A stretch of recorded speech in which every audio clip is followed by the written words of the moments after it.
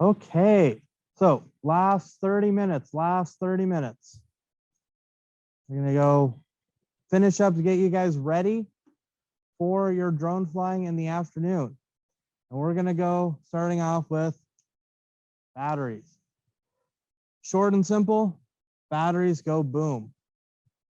This is a drone battery from Blue Oak Reserve, and you can see it did not have a good time. This is something that can happen to your drone batteries. So drone batteries are typically LiPo batteries, or LiPo batteries, lithium polymer ion batteries. They can cause us a little bit of an issue. Now, the drone batteries themselves are generally pretty good, but they have this internal chemistry, the gel inside of it will break down over time. And what causes it to break down is the whole list of things. It's going to be just old age, overuse, under voltages, overcharging, all sorts of things are going to cause this gel voltage to degrade over time. And as it degrades over time, it creates a short circuit. Once it's got into a short circuit, we end up with a runaway thermal exothermal reaction that leads to our batteries turning into looking like that. You should always be prepared for these batteries to explode on us. Now, it doesn't happen very often. I would say that this is maybe the 4th or 5th battery fire that I've seen in the UC system. We get about maybe 1 a year, but nonetheless, it does in fact happen. There are a couple of warning signs for you to look out for, especially is once these batteries start to puff up and swell. Notice how there's a little bit of bump on those batteries. Once they start to puff up and swell, just toss them or dispose of them properly, rather. Don't throw them into your trash can. Make sure you go through your city or county specific LiPo battery disposal process. Many universities just have a LiPo battery or battery disposal process. Make sure you go through that, because when these batteries still have charge to them and they get puffy like that, and they're just a ticking time bomb before they accidentally completely discharge and go up in flames or in smoke. Now, typically these LiPo battery fires are more smoky than explosive. They're just going to be letting out a whole bunch of very dark smoke and gassing. But if those flames from the LiPo battery do get to something else, other flammable material, well, then you're going to go ahead and start a fire. We had that happen at UCLA and Berkeley over the past couple of years of LiPo batteries being stored improperly in their lab space. At UC Berkeley, they were storing their LiPo drone batteries next to a soldering iron, which is a really bad idea, because the heat from the soldering iron leads to the batteries being overheated, breaking down the gel, short-circuiting the battery internally. And once that happens, it heats up, exothermic reaction, and it just goes off. The swelling is actually a byproduct of the breakdown of the LiPo gel inside of it. So once it starts to swell up like this, just go ahead and remove those batteries from your rotation. Expect that your batteries, they're not permanent objects. Anticipate on replacing your batteries every 2 to 3 years. Put it into your budget, into your planning. You may get longer use out of them, but I think 2 or 3 years is pretty common for a typical life cycle of a battery. What causes them to break down like that? Exposure to extreme temperatures, humidity, overuse, extended overcharge, or simply just age. When you store your batteries, store them at 70% charge. Don't fill them up completely and leave them fully charged, but also make sure that you charge them to somewhere in that 70% range, because under 40% and those batteries will slowly die off. Once the batteries reach 0% charge, they become permanently discharged. You will not be able to recharge those batteries. So you got to have this balancing line of keeping your battery charged. When in storage, keeping at 70%, checking on them every now and then. Store in cool and dry locations. Do not store your batteries in an untemperature controlled garage or uncontrolled location, garage, shed. You know, keep them inside, keep them in your lab, make sure that they're staying within the tolerance bounds. And again, plan on disposing your batteries. They are not permanent objects. Your aircraft may last you 6 years if you're lucky. Your batteries definitely will not go that long. Plan on picking up a couple of new ones every now and then. So let's get you prepared mentally for flying our drones. How many of you have flown a drone just a little bit? Okay, only a couple of you have touched a controller. That's okay. Being a good pilot isn't always about the sticks. So there are stick skills and then there's flying skills. Stick skills are good, but your flight operations for all of your stuff need more thinking skills than stick skills. So we're going to talk about the useful skills for drone flying, how to fly under control, how to do smooth rotations, a little bit of mission planning and camera angles and positioning. The fun of drone stuff, you know, inverted flights, flips and barrel rolls, pyros, Cuban 8s, you know, all these fun maneuvers and whatnot. They're fun to do. And if you want to learn them, my student Angel, who's out there teaching flight instruction, he'll teach you all about that with his FPV racing drones, how to do all those maneuvers and whatnot. But for most of you guys, you're probably looking at autonomous mission planning, and you're going to be focusing more on our actual useful skills of knowledge and control. So the number one flying skill is to always fly under control. When you get the sticks for the first time, do not jam the sticks all the way forward, side, left, and right. Practice moving them just a little bit, getting into the habit of moving slow and under control. Move in deliberately. Test out your different orientations and your directions, and you will do just fine. The most important flight maneuver that you will learn today is how to do nothing. Our drones, especially the DJI ones and all the new modern ones, are so incredibly well designed. They're as stable as a table, is basically what it is. Stable as a table. You'll set it to hover, and it will just hover in place. The drone can fly itself better than you can. So let the drone do the flying. The first thing that you're going to do when you take the commands of the drone is to just let it hover there. If you find yourself in any sort of situation and you don't know what to do and things are going crazy, your immediate reaction and instinct should be to take your fingers off of the sticks. Just let go. If the drone should, once you take your thumbs off the sticks, it should stop moving and it should just hover in place, giving you the time to think about what your next maneuver should be. And if it doesn't stop moving, well, there was nothing you could do to prevent your drone from crashing. Your drone flies itself. When you are operating the sticks of your drone, you're not really flying the drone, you're telling the drone where to go. The drone is doing all of the navigation and the flying for you. Your stick commands are only saying, go here, go there. So trust in the drone's controller. It will do its best to stay exactly where you tell it to be. Your job as a pilot is to make sure that you know where the drone is and where you're going to be sending the drone. So how does our drone fly? Well, we've got our stick commands. The stick commands from our controller.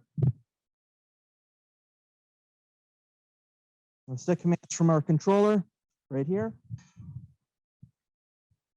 tell it to go forward, side, up and down, and all around.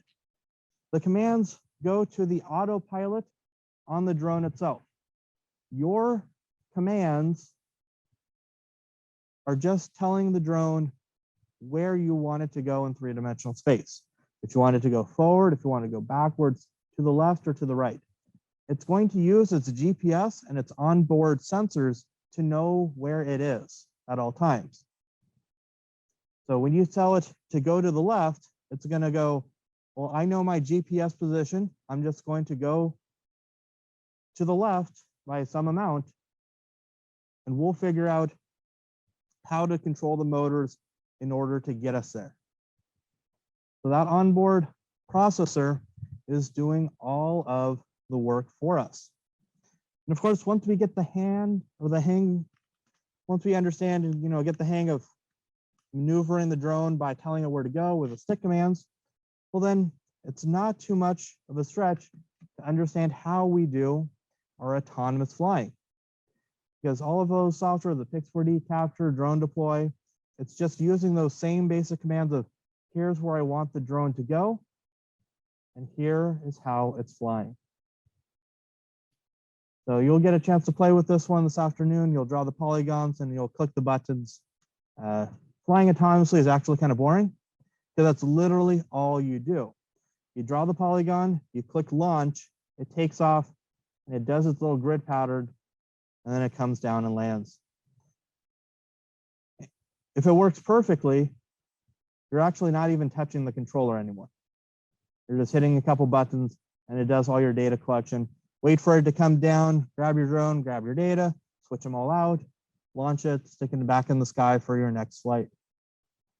Super easy. But of course, the mission planning part, all of that thinking skills and planning ahead is where all of the challenge for our flight operations are going to go. Thinking about where it's going to fly, how high it's going to fly, what directions it's going to fly. And you should think about in terms of sun angle. And Becca talked about this one yesterday. And you'll get to play around with this one some more. You'll see on your planning screen where you take off and all the flight patterns. See, as it's flying up in the sky, again, it's your responsibility to be able to see the aircraft, but also to understand where the aircraft is going. Because your job, again, is to make sure that the drone is doing what it's supposed to be doing.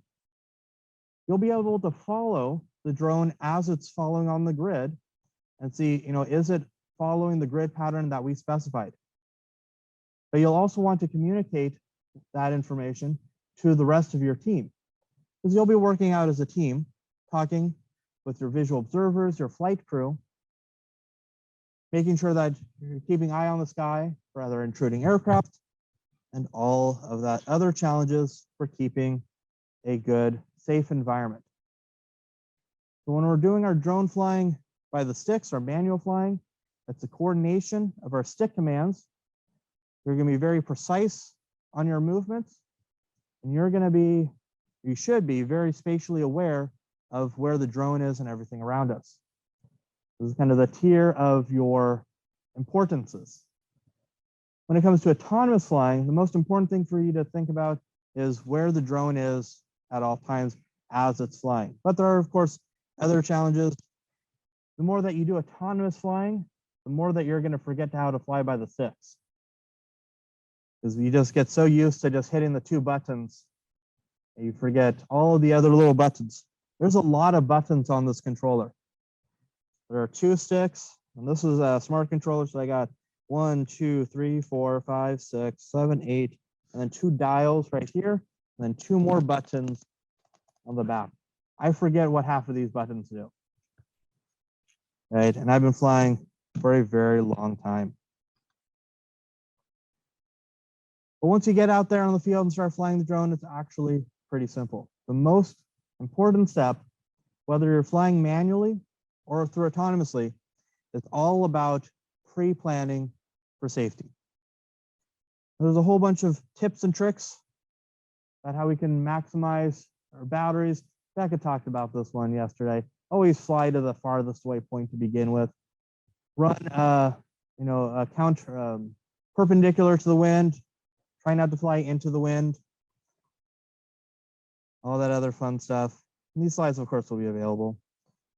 When we set up ground control points help align your photography for your ortho mosaics.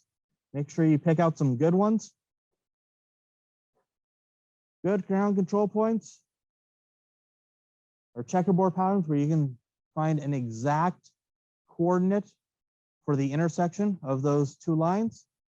Bad ground control points are just a circle with a dot in it, because where that circle is might be easy if we're just 2 feet away from it, but if we're 400 feet above it, it's going to be really difficult to find the pixel location of the exact center of that circle.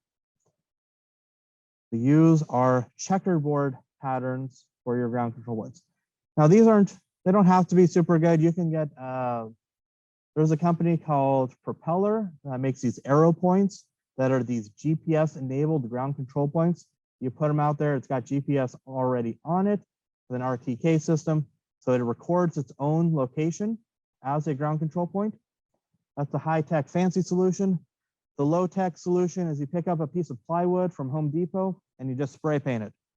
That's what most of my ground control points are. Just spray painted plywood boards. You can also pick them up as tarps and whatnot, and just use a corner of the tarp. But you also always want to make sure that you use flat surfaces for your ground control points. Do not use three-dimensional points. So don't use fence posts, don't use curbs or whatnot. Make sure that your ground control points are always flat surfaces.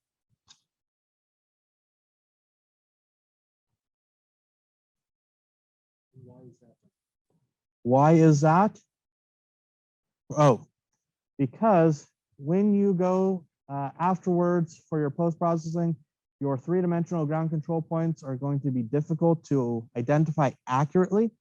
As you do the 3D reconstructions, it tends to round the corners of your object.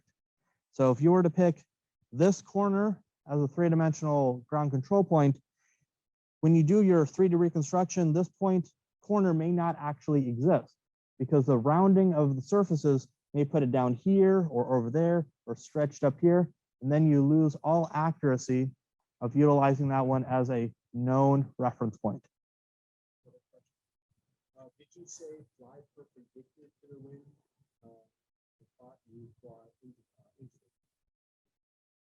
Ooh, yes. Lots of, for most people, you should fly perpendicular to the wind. If you're using a fixed wing, then you can look at flying into and against the wind. But remember, as we're doing our transects, we're going in both directions. So if we're flying into the wind in one direction, that means we're flying with the wind in the other, giving us a differential in speed, especially. So we might be going 10 miles an hour one way and 30 miles in the opposite way. Not the greatest for our flight operations. Why can't you use RTK as a substitute for ground control? You can, but it's not exactly the same. So RTK will help with the alignment of your photography, but it is not going to be ever accurate enough for perfect band overlays, especially if you deal with time series data. If you're doing time series data flying 1 week, next week, and so on, you're going to want an actual tie point on the ground to align your photography over time.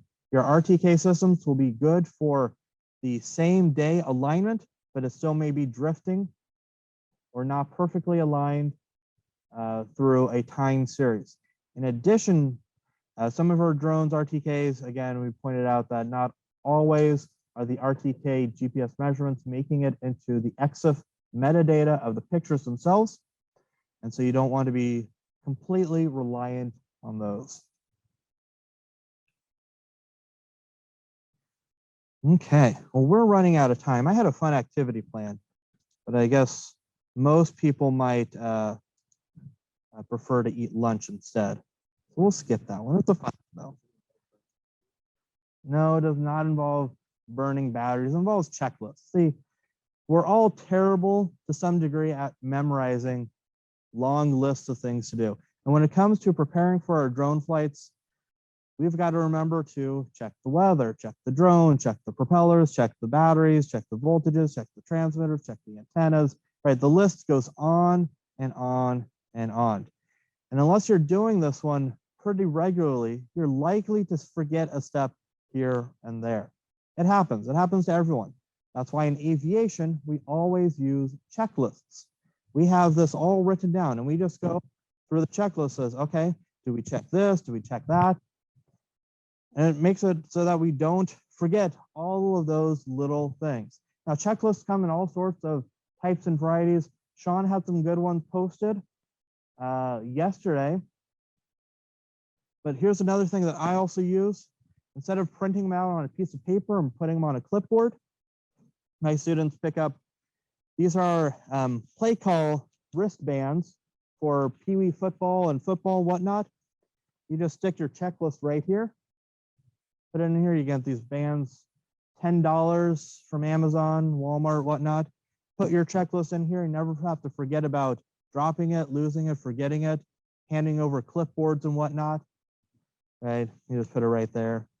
Just, there's a little bit of plastic surface if you want to mark it up a little bit and erase it after you're done with a whiteboard eraser. Your checklists should be a living document. Don't think that because you've written it down once that it's ever going to be good. You will find yourself forgetting something and going, oh, that's an item that's making it to my next checklist. I've had so many situations. Shane, Andy, do you have a scenario where you've lost or forgotten a step and it turned onto your checklist? Yes. Too many to recount? Too many to recount? Yeah. Oh, I know a good one. Vanessa, you know the latest one that Angel put onto his checklist?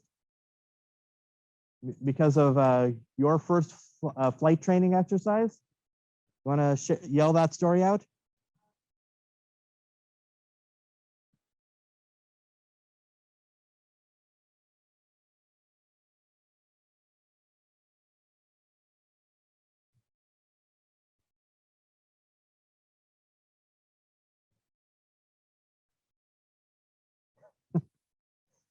He had put all these things on his checklist, but he had not put down to check the battery level of the transmitter. So as it was flying, the battery for the transmitter died. This just went black and the drone was still flying. So we had no control over it. Luckily, the DJI drones, when they lose transmitter, it goes back, comes in for a landing, or sorry, it doesn't come in for a landing, comes back to the home point, and it will sit there until either you retake control of it or it runs out of battery. Of course, we had just fully charged everything, so we just sat there for 25 minutes as it just hovered in place until it finally landed, came down to the ground.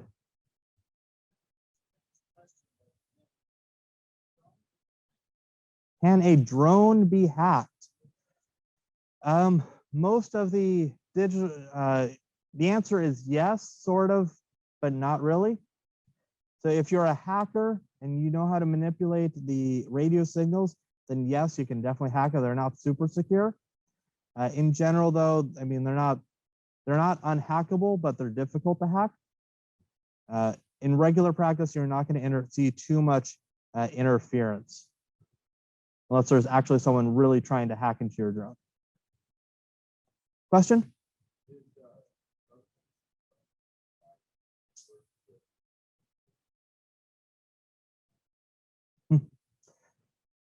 Well, maybe. Yeah, so the question was, are we anticipating seeing any sort of issue related to the 5G networks as we switch up to the 5Gs from 2.4 or even the older 900 megahertz radio signals? For the most part, we haven't seen that come into play. Most of the DJI systems are now already using 5 as for the radio control. Obviously, the higher the frequency, the more data you could throw at it, but at a decrease in range, but most of the transmitting power systems are sufficient enough that they're designed for 5 to 10 mile radio range, much farther than you are legally allowed to fly them. So we are just about out of time for today. I'm going to run through just a couple of quick last items as we go through. One of the other big key steps that we'd say for drones is always bring a friend, never fly alone, because you never know when you need an extra hand out in the field. You never know when you might need an extra hand, someone to call 911 in the case of an emergency, wrangle cows. That's something that I've had to do quite a lot at my vernal pool reserve flying site, or to help you keep you awake or to watch the sky. So always bring a friend out into the field. Monitoring for other air traffic can be a little bit difficult. Most of the air traffic that you will see will not be a threat, but you should always be on the lookout for helicopters, crop dusters, survey aircraft, anything that might be coming low to the ground. How do you look for those aircraft? Start at the horizon. Your most important threats, you'll hear it long before you see it, and they're going to show up, if they show up at all, at the horizon because they're low flying. Start your scanning. If you hear an aircraft, start scanning at the horizon, back and forth, looking up and down. You don't need to go too up because basically if you're looking up at an aircraft, it's either on top of you or it's not a threat. Either way, it's too late to do anything. Look for things at the horizon. If you hear an aircraft, look for little dots on the horizon that might be coming at you. Of course, it can be a little bit difficult. It's a well-known physiological problem that if you stare at an empty sky, you will lose focus.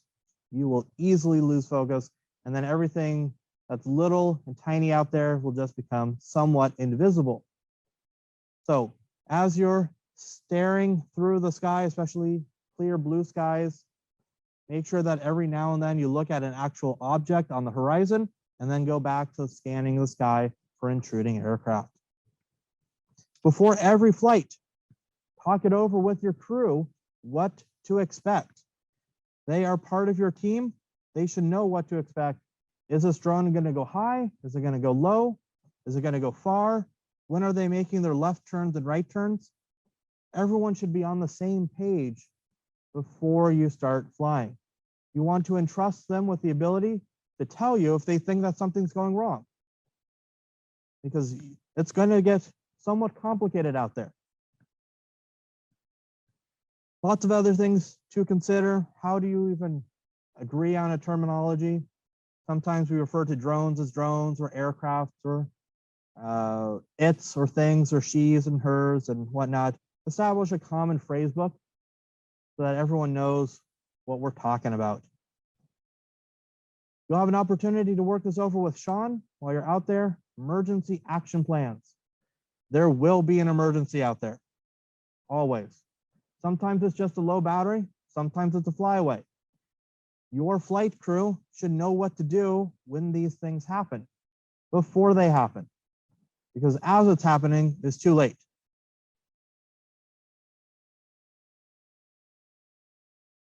So we'll go ahead and end here and send you off to lunch. Documentation is always important, and we'll finish up with our top 10 tips for safe drone flying. Number 1, practice, always practice. Write everything down, keep checklists and use them. Always keep an eye on the weather. Always bring a friend or two. Bring backups and replacement parts out to the field with you. Always choose appropriate flight locations. Set boundaries for when it is good to fly and when it is not good to fly. Your weather conditions. If you don't want to fly in high wind conditions, then don't fly in high wind conditions. Stick to them. Don't try to push yourself too much. If you see something not going right, stop the flight immediately, because nothing gets better in the air. Nothing at all. And before you start flying, always make sure you pause and consider all of the risks before you start flying. So we'll go ahead and end there. We now send people off to lunch. This is a fun webcomic. I have to put this in every deck. All right, so lunch is the same deal as yesterday. Thank you, Brandon, for.